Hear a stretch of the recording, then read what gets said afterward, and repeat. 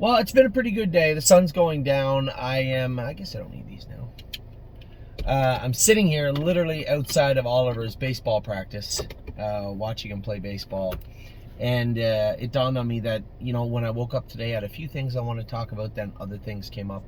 Then other things came up, and other things, and other things. Now it turned into a bit of a novel. So obviously I had a great conversation today with a number of you, both via text and email and on the phone, about what I talked about the other day, the proposed move to Rockwood and First Line Training Center from Tamiko. I think many of you that have been with us in person at any point on the training center, you recognize and understand why the move is necessary. It isn't that Tamiko is dilapidated. It isn't that it's falling apart. The problem is that, like most places, they're grossly understaffed and a little bit over their head. And quite frankly, I'm not concerned about today or tomorrow, but I am concerned about when we're breaking the babies, when the snow starts flying. What's the track going to look like? Every year in the fall, you have to grade the track, put material on it. And I have my concerns that they'll be able to keep up to the demands we have. And as you can imagine, the biggest problem we have is the stable, is that we have over 100 horses. So what do we do with those horses? I'm left trying to figure out what we're going to do for Ontario, what we're going to do for the horses overall, and trying to move that around. It's an added, I guess, level of stress for me this summer, and it's something that's been weighing on my mind since this spring, when there was some days missed in the softer tracks, or when the ice was thawing. Just stuff that goes on at every track. This wasn't just a Tamiko Training Center issue. It was an overall issue. How do I mitigate the issues of the winter/spring, and how do we set the stable up for it to succeed, to be the best we can? Now, somebody said, "Oh, why don't you just go to Florida?" Well, that's great. I also got a wife and kids, so and the idea of training them down on a sand track does not mean that you're going to get the best. Listen, we have the best horses on the trotting side in Pennsylvania. Sure, Prantini got beat, but I think off a layoff being short, it's understandable. I don't think anybody's going to manhandle our Pennsylvania trotters, either in the final, the Consolation, or the Stallion Series. So we've done well in that regard. Yes, it's been a bit of a letdown with the trotting filly side in Ohio. That's a little greedy to say, considering we probably have definitely one of the three best, and depending the draw, the day, the track, the best filly in Ohio. We have a couple of other fillies coming around also. We have a number of horses racing good in Ontario, and horses that are likely headed to New Jersey. I'll talk to you about that in a second. So it's been a good year, but how do we continually make it better? I'm always trying to do better for everybody. I'm only human. You guys know that. I make mistakes. There's going to be days when you wake up and wish that last night didn't take place. But there's always tomorrow. And as I said, I'm only human. I'm trying to make things the best I can for everybody, for you, for me, for the horses, for the entire experience of the stable.ca. And for some people, that is going swimmingly, and for other people, maybe not so much. But at the end of the day, as I said, I can only do my best. So, in the spirit of doing my best, we're going to again talk about the Monday sale that is coming up on Preferred. We're likely going to move 3 horses. I told you guys that Brave World was likely going to be moved in the last sale, but then we had to scratch him with a cut on his ankle. That would have really, who wants to buy a horse off a scratch? There's just so many questions that go that. Everybody wants to buy a horse off a win in 53 on a half-mile track, though. And Brave World will go on the sale platform of Preferred this week. Now, there will be a reserve on Brave World. There's no need asking what it is. You guys know what it is. Brave World is probably a 25 or 30 claimer with nowhere to race other than in the Preferred 2, or what's wrong with this pen? In the Preferred 2 now. So the right time to move him is now. You guys know that. I know he's been a good horse for the stable, but like I keep making these sports teams analogies, but like any sports team, there is a time to reassess where we're at with every individual player or horse. And in this case, with Brave World, probably time to move him. Chocolate for Lunch is a horse. I don't know if I'm going to put this horse on gate or preferred yet. The timing of what we're trying to do. Chocolate for Lunch isn't going to stay. You guys know that. I know Pat and a lot of people have messaged me and said, nice filly, just she just needs some time off. At the end of the day, I just can't do that. I can't go down the road of resting her and bringing her back because she hasn't shown enough for me to do that.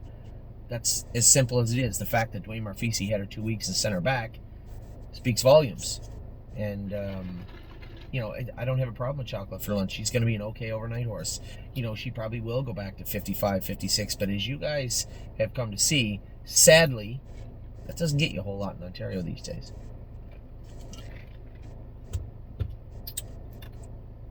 Where are we at now? A horse that I'm also maybe thinking of putting on preferred, I'm going to sleep on it tonight, is Grace.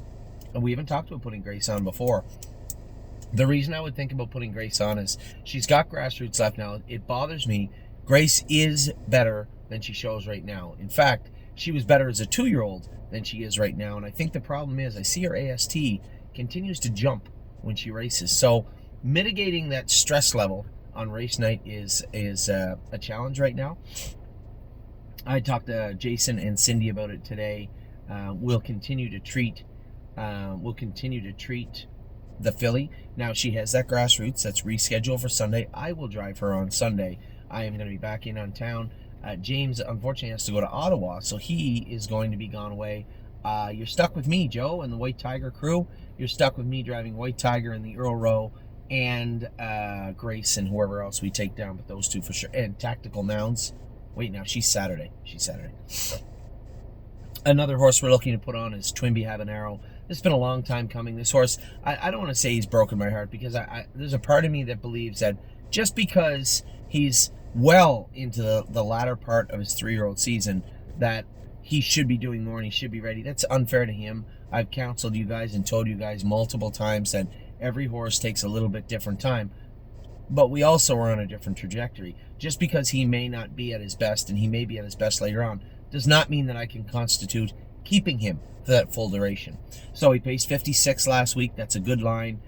Poor post position again this week. Austin Sorey's going to drive, and we just hope for another good line. I think it's time. Now there will be a reserve on him too. I'm not going to sell Twinbee Habanero for $9,000. If he's worth probably $22,000. That's what Twinbee Habanero's worth. And if you're out there saying, "Oh, I probably won't let him go for less than that," it just makes no sense to me. Now we do have some other horses, but these horses I've noticed with, as you can imagine, David Reed has done a tremendous job he went into the market the right way, right? On Gate has been here forever. You're trying to work your way in there, secure a foothold and expand outward. But On Gate has been around forever. Eric Cherry runs On Gate, and Eric Cherry and one of his clients, I believe, bought Bomb Hugger. So it's not like we haven't bought tons of. I'm bidding on a horse right now. We'll talk about that in a minute. On Gate also. So David Reed has done a great job. We bought Patrick the Piranha off there, I believe. Didn't we buy? No, Cintra was On Gate. We bought a number of very, very good horses off. Stay Close was bought off there. A number of good horses on there. And we sold a lot of horses on there too. So David Reed has been very fair to us, but also at the same time, it's a bigger. There's still a bigger following with On Gate, and I think a horse like Rosita's Dream, right? Victor Cruz, even maybe Chocolate for Lunch. Those are horses that may sell a little bit better on that site for at least the time being. And I don't have any issues with On Gate or Preferred. I want to do business with everybody as they want to do business with us too. So I think what you're probably going to see is Brave World, Twinbee Habanero, and Grace go on the Preferred site for Monday. Now, maybe I didn't finish the Grace thing. Grace has got grassroots left. She's in the hunt and will likely make the grassroots final. Is she the best grassroots filly? She's one of them. She's not on the top of her game now, but I think you're going to see her a little bit better for Sunday night. And if that's the case, then you're going to see a glimpse of how she was last year. But at the same token, she still does have over 100,000 made. Her only saving grace for everybody involved would be that she has 2 wins. 2 wins. She can go to Yonkers. She can go anywhere and do well immediately as soon as she comes off the trailer. So that is our saving grace, because if she was a 3-year-old filly with 6 wins and 120,000 made, for the most part, she's worthless. She's, she carries worth because she can go a little bit, but her her worth would be greatly diminished. So I think Grace, Twinbee Habanero, and Brave World are going to end up on the preferred site on Monday. The reason that Victor Cruz, who I am looking at moving, Victor Cruz, Rosita's Dream, and Chocolate for Lunch is the proximity to their being able to race and the crowd that's going to be looking at them. I think, as I said, both sites we've done very well buying and selling on. But in this particular instance, I think we're going to split them up and go 3 and 3. Now, we had a number of horses training.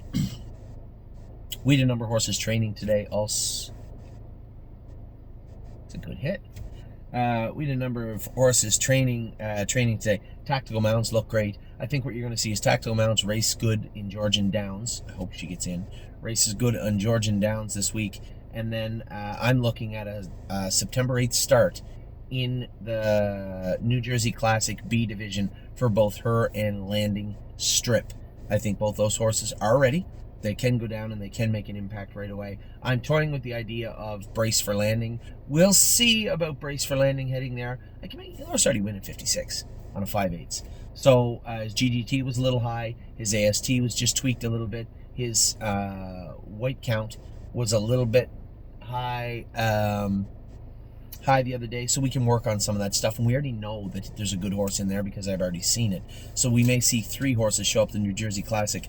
I don't know what my schedule looks like for September 8th, but if it's possible, maybe I could go drive them. I know that we'd likely send those 3 horses to Megan.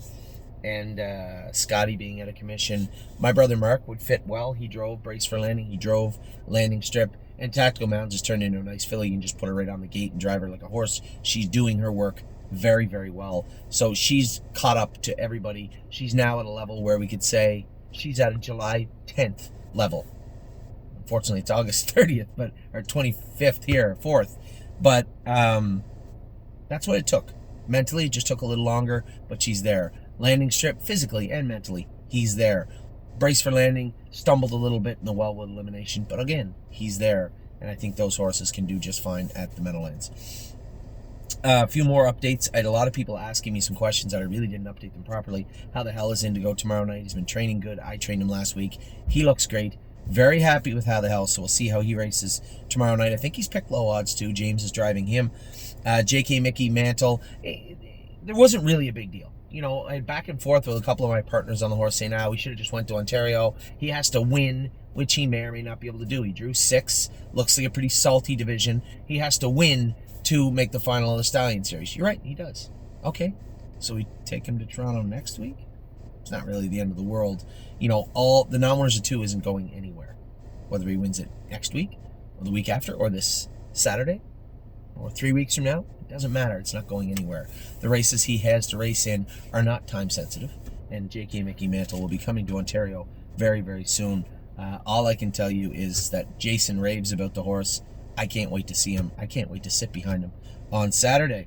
A lot of people noticed that Kings County and Perlucky were not in to go this week. The Open did not go in Ohio. Now, I had a couple of clients say, why isn't he at the Maple Leaf Trot? I told everybody, I know not everybody can watch the videos, but I was pretty clear over the last 2 weeks, Kings County was not coming north for a number of reasons. The biggest reason being you can't race on Amicar and Lasix in Canada. So that's why he's not coming to Canada. He can race on those 2 medications legally, very legally, in Ohio. Now, the timing for the Caesars, you have to pay attention to that. Now, here's the silly thing. I'm going to give you guys a little breakdown of how ridiculous horse racing still is in some places at some times. And I'm not taking sides for or against in any way. This is not me ranting. This is just a little educational part of this video. Amicar in combination with Lasix helps horses that still may bleed a little bit. Now, Kings County's been good. I think he could race just fine with an Amicar. Could he race a number of starts without it? I don't know. And he will. He will race in Indiana without it. Now, Amicar has a withdrawal time in Pennsylvania of 48 hours. So if you want to train your horse, just to make, as we do a lot of the times with the... There's some hat hair right there. As we do sometimes, we'll train the horses 48 hours out, 72 hours out, and give them some Amicar just to make sure their airway is not disrupted. Their airway is not stretched. I guess that when you come out, strained. is not strained in any way, shape, or form. So we will, from time to time, train our horses on Amicar. Now, the withdrawal time, I said, in Pennsylvania is 48 hours. In Ontario, 48 hours. So what that means is, outside of 48 hours, you can use it and not have to worry about getting medication positive. Ohio is about to ban Amicar. Now, I think they're in the final stages of looking at withdrawal times, because they were going to ban it in August, then they pushed, or even the end of July, I think. Then they pushed it to almost September. Oh, he's hitting the good ball good tonight. Then they pushed it to almost September. And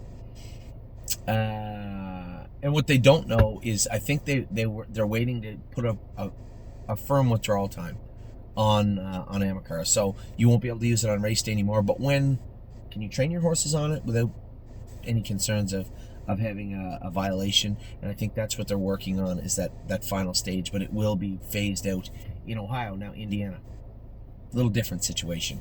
It's banned in Indiana. It can't be found in any trace amounts in your horse's blood or urine, and if it is, it's a positive test. So they're saying you have to go outside of almost, I believe it was said, 14 to 21 days.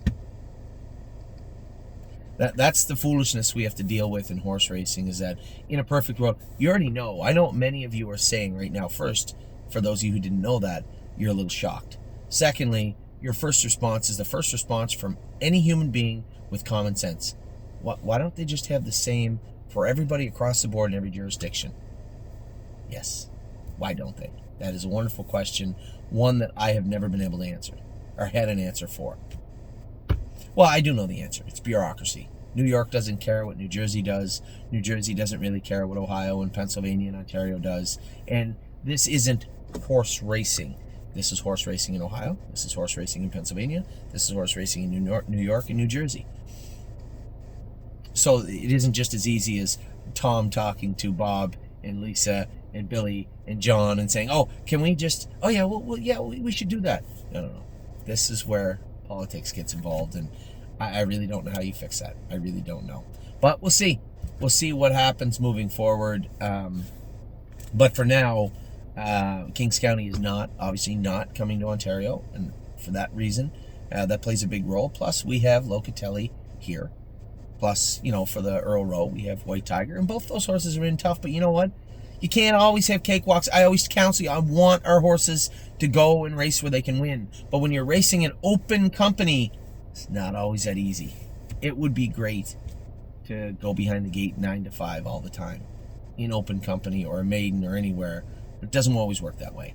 So White Tiger will be 10-15 to 1 Sunday night at Georgian Downs. Locatelli is 10 to 1 morning line. Will likely go away 20 or 30 to 1 in a 6-horse field, going for $50,000 on Friday evening. But this is open company. It's different. This is a different ball game altogether.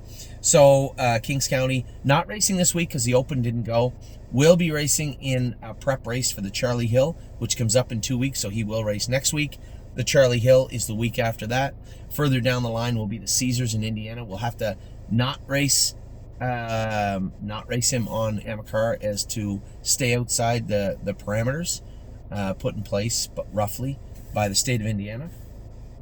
Perlucky didn't race this week. Jim called me 2 days ago, Anthony, listen, Perlucky's raced like 8 or 9 times in a row, bounced all over the place.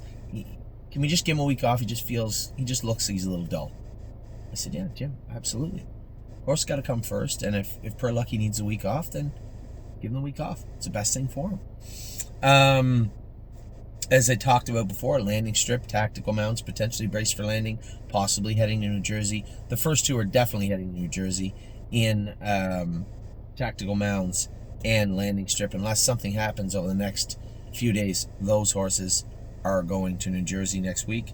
So, also very important, if you are an owner in landing strip or tactical mounts or braced for landing, just to be sure, make sure you get your New Jersey license, please, that you have it.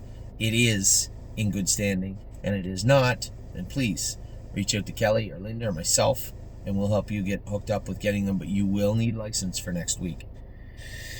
Sailor, a lot of people saying where's Sailor again. Didn't talk much about him. Sailor popped, first I told you I thought it was an abscess. What it was, okay, so once in a while you get a really painful split in the hoof. This went right from the top of the hairline right to the shoe. A quarter crack, but a really painful one. So what you have to do is you have to clean that up so it has to start to heal down from the meat of the top where the foot is. Once you dry that up, and it'd be like a split in your finger. Once that split in your finger starts to heal and go away, it doesn't hurt anymore. What you have to do then is bevel out those sides and wire that tight so that it takes the pressure off of that very weak part of the top of the hoof wall that could open up again. So we're at the position now where we can wire it. He's been jogging lightly. We will qualify him next Tuesday, and he will be going to Stacy Miller. That was the plan. So again, those of you who are in the Sailor group, if you're in the Sailor group, make sure you have your Ohio license over the next 2-3 weeks. He'll be heading down to Ohio to Stacy and Brett Miller over the next few weeks. Walk on the Moon has already joined the Stacy Miller burn. He had a quarter crack last week. They showed me their blacksmith was working on it today to get that cleaned up. He won't be racing next week. He's going to need a week off, and then he'll be racing shortly thereafter. Silent Assassin is racing Friday. I didn't talk to a lot of people about Silent Assassin. Talked to Megan. I said, Megan, there's not a whole lot left in the stake season for her. I would like to put a 2-year-old mark on her. Can you just send her back to Tim? Tim called me yesterday, said, Anthony, they're looking for a maiden trotter, and this Silent Assassin just showed up. Can we race her? I said, absolutely. Put her in to go. So we jogged her. That wasn't yesterday. That was Monday. Yes. Jogged her Monday, Tuesday, trained her a little bit today. She trained good. She's going to be in to go. She is in to go Friday in race number 1, and I'll be over there to race Silent Assassin. Keeping with Megan's sister Solange, looked flat the other day. Scoped her. It was her first start on Lasix. They scoped her again. I didn't like that part. He had to put her on Lasix. Still a little mucus, no blood, a little bit of mucus, a little bit of redness. So she didn't race that good. I said to Megan, what do you think? She goes, a little skinny. She was a little mopey after the race. I said, you know what? Turn her out. That's going to be it. I'm going to pull the plug on Sister Solange. She took a 2-year-old mark at 58, won a stake race. She's not going to make the final. If she did make the final, there's no cakewalk. There's some good horses in there. You know, here's a filly that's been raced sick, you know, with mucus, allergy mucus, twice. We put her on Lasix. We could continue on, but at what cost? At what cost overall? I think it's time we just turn her out. And I've always said this throughout the summer. I really like Sister Solange. I think she can be a much better 3-year-old, a really nice 3-year-old, and I think she will. So we're going to turn her out, and most importantly, first and foremost, get her fattened up. She's too skinny. And then I guess the biggest report of the day, I should have led with this, I believe. Tai Won On. A lot of people saying, where's Tai Won On? What happened? Is she going to be ready? Is she going to be able to race? Yes, she will. Megan is a professional, and her and Scott have done a great job in New Jersey, have taken care of the horses for us very, very well. I've been talking to him quite a bit over the last few days. Scott asked me to drive Crantini. I'll talk about him in a minute. But Tai Won On qualified this morning. Here's a filly that's been off a month, tied up once, trained up and ready to go. Qualified this morning in 54-3 by open lengths, jogged in the Poconos. I know a lot of people said, oh, can we get a race into her? Guys, relax. All right, she has the Pennsylvania Sires final coming up, right, where she's 5th best. If she races above and beyond where she's raced up to this point, she might hit the board. If she gets really lucky and the racing gods smile on us, who knows what could happen. But no, we're not going to rush her into a race just to say we raced her before. So they'll probably train her again pretty stiff going into the final. She's raced all year. I'm not worried about Tai Won On being short. She's fine. So Tai Won On was very, very good. And as I said, Scott had called me yesterday and said, listen, Mark can't go to the Meadows. I already knew that. I talked to Mark. He said, can you drive Crantini? I know you got your other horse in there with him, but you said your other horse was trotting good the other day. I'm not worried about making the final, but I don't want to be going into the final with a break. And he said, Anthony, I got a pin in my hand. I can't drive the horse. I said, all right, fine. So I'm driving Crantini. Ronnie ran. I talked to Ronnie this morning. I said, listen, can you do me a favor? I get 2 colts in together. Can you go with the other colt? He will be better. And depending on what happens, we may need a driver for the final. I can't make any guarantees, but he's a nice colt. Trotted 56. He went in 55. He said, okay, yeah, no problem. So Ronnie Wren is going to drive Spitfire overseas for us. Now with Tailgate Buzz, I put the best driver I could on Tailgate Buzz. I think, listen, I could definitely win with Tailgate Buzz, and I could put Yannick Gingras and Enzo Aguayo. I just want to get a feel for Enzo. It has nothing to do with him. I own a lot of Enzo, but at the same token, I feel that anybody with an A driver's license could win with Tailgate Buzz, or at least have a very good race with him. He's guaranteed a spot in the final. He's a very, very good colt. And quite frankly, Austral, if somebody leapfrogs Austral, or two people, and God forbid we don't have him in the consolation, which I truly believe we will, I will drive Austral, and we need a driver for Tailgate Buzz. And these guys only want to drive the best ones. And make no mistake, the two very best horses in the Stallion Series final will be Tailgate Buzz and Austral Hanover, if it comes to that. There's no two ways about that. A lot of stuff going on with these horses, with Carter Michael Dio. What's going to happen with him if he wins? Does he get in? There's a lot of question marks going on with Carter Michael Dio, with Austral Hanover. A lot of jostling. And just because they're sitting somewhere doesn't mean that a couple of those horses aren't turned out, aren't gone. Right? Don't enter. There's nothing saying that. Also, if I'm living in if I'm living in the Meadows and my horse is 8th on the list, and I know I'm the 8th best horse, I might not go to Philadelphia to get my head kicked in. And that's what happens all the time, Now, there's no layovers this year like there's been in the past. If you have a layover stake final, you might have 4 horses in it, because people are like, I ain't going to race there. So that's where we're at with the Pennsylvania breds. I'm driving Austral. I'm driving Enzo. I'm driving Fashion Presidente. Crantini. Dave Miller is driving Carter Michael Dio, and I know exactly why. Because Dave Miller didn't just want to come to drive Herodotus. He's also coming to drive, which is fine with me. I'm perfectly fine with it. So Carter Michael Dio, David Miller is going to drive. Yannick Gingras is going to drive Tailgate Buzz, and Ronnie Wren is going to drive Spitfire overseas. So a super strong lineup for us of horses heading into the Pennsylvania final. Man, this has been an incredible year in Pennsylvania. And then, make no mistake, it looks like in Ohio we have Smoking Hot Irish Girl turned around. I know everybody's going to say, oh, it's 2 minutes 31. No, it wasn't, guys. Come on. Watch the race. She jogged with the earplugs in and a bow in her neck. She could have tried him 57 if she had to. Trying to get Coupe de Ville fired back up. That was frustrating the other day with her. And then, obviously, Swinging Senorita is good. What a mission. It's self-conscious. This is what happened to him in the spring. When he gets on a roll, he's good, and when he's not on a roll, he's not. So we're just going to add a little bit more weight to him, which is frustrating because that weight brings him up into his elbows. But I want to keep him trotting, so we are going to add a little bit more weight to him and ensure that he stays trotting. Going to feed him some fares over the next little while, and then get him back into the Buckeye Series, and see if we can get him enough points to get in the final. So where are we at now? I think I got everything done here. I gave you an update on all these horses. I told you who was in the sale. I told you the horses that might be leaving. Horses that trained today. I didn't finish that. Tactical Mounds trained great today. 2-2 last half, 59. She'll be super sharp heading into Saturday or Sunday.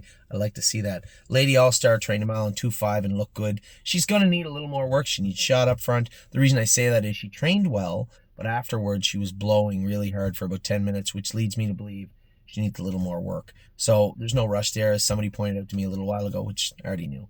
The autumn series are coming also. So Lady All-Star's got lots of time to get ready.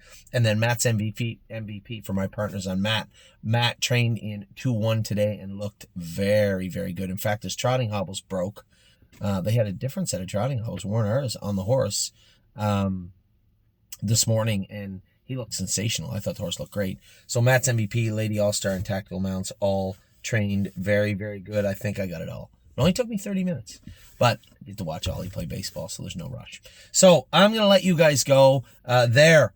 Everybody should be updated on what's going on. The sale, Pennsylvania, Ohio, what is taking place right now all over North America. We got a big weekend coming up in Ontario. A lot going on, and it continues to go on. I'm going to go home. This is the first night I've looked through some of the sales. I've looked through the Ohio sale briefly because all the videos aren't up yet. But I've looked through the Ohio sale briefly. Just say I like this one. I like that one. I think Amy and I are going to be able to turn in a little bit early tonight. I have to leave it at 8:30 in the morning to go to Columbus, but I'm going to turn in a little early tonight. Open up the iPad and start making some notes and having a look at least at all the pedigrees. I've had a million emails. I've cataloged them all. I've had a million emails from people saying, hey, look at this horse, look at that horse, look at that horse. We're going to look at them all very, very soon. So with that, I'm going to let you guys go. It's one of those nights where it passes quickly, but it's just a beautiful night. It's 28 Celsius here still as the sun goes down at 20 to 8 here in Ontario. An absolutely beautiful night. Take care.